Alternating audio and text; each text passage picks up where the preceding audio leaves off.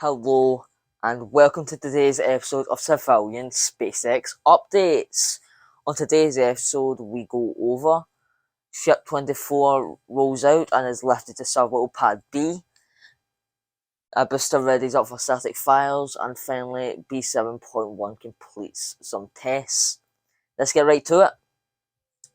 Ship 24 has rolled out to the launch pad after a month or so of work, and was lifted using the SpaceX crane to Suborbital Pad B.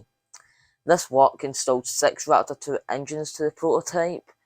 Other work included a paint job to Ship 24 around the thermal tiles, and Ship 24 is now sporting a SpaceX logo and Ship 24 on its left side.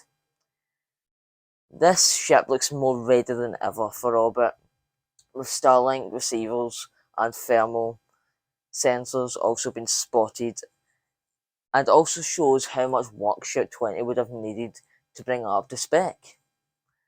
In the near future, we should see pre-burner and static files of this prototype, and then hopefully a full stack. Let's get it. Hopefully, let's get this in the near future. Booster 7 isn't being abandoned in a corner though, as the booster receives final preparations for the static files, with igniter tests being observed in recent days. The orbital launch pad is now starting to be cleared of equipment to start this new round of tests, which will likely start with a few pre-burner tests and static files galore. Finally, on today's episode, a small but mighty test tank undergoes tests.